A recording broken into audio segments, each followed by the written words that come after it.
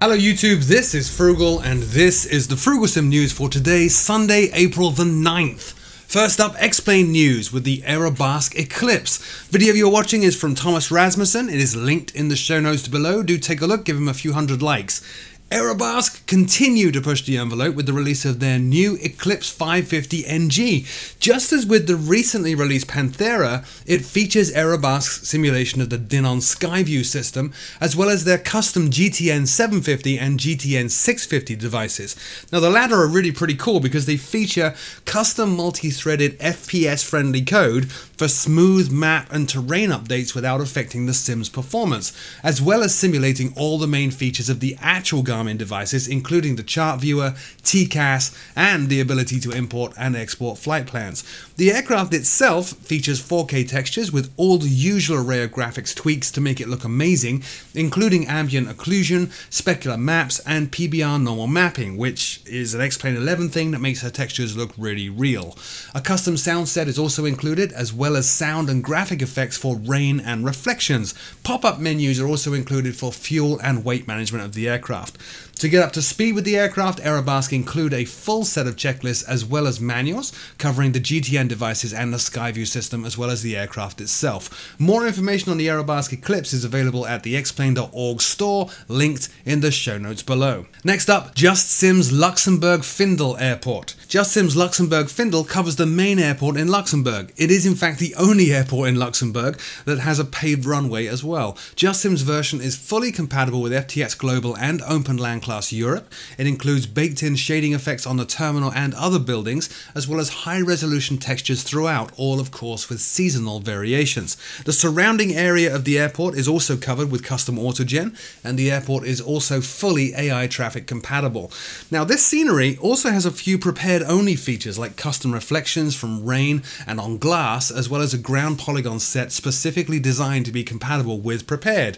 JustSim's Luxembourg Findel Airport is available for all versions of FSX and prepared version 2.5 and up right now for 1880 euros from simmarket.com, linked in the show notes below. Next up, Dovetail this week announced that they have cancelled Flight School.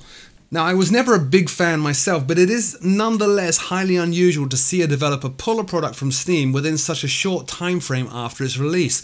Dovetail said on Facebook that they wanted to create both an entry-level sim for newcomers to the hobby and also implement functionality to build upon for the future.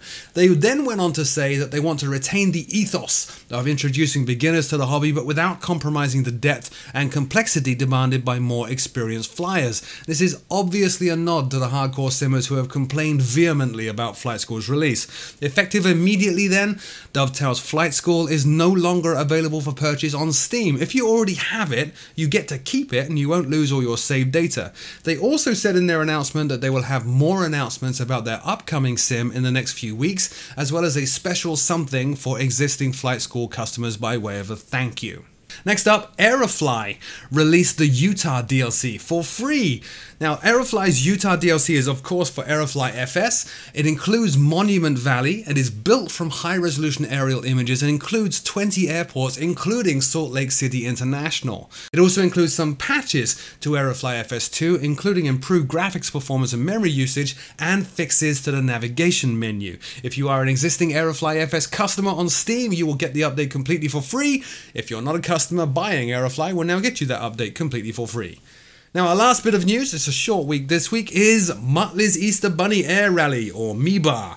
Now, MeBar is a single or twin prop event for pilots of all skill levels, and it's basically a series of flights for people to enter and log their times against target times for each leg. The event consists of 5 legs starting in Chile and ending at Arturo Merino Benitez International Airport in Santiago.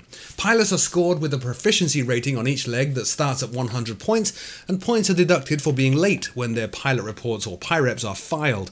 You need to register for the event by April 12th, and you need to complete a test flight as well. Full rules and information are over at Muttley's hangar. It is linked in the show notes below. The event itself takes place next weekend. This is really just a fun event to fly a set of legs and share experiences with other pilots on Muttley's hangar.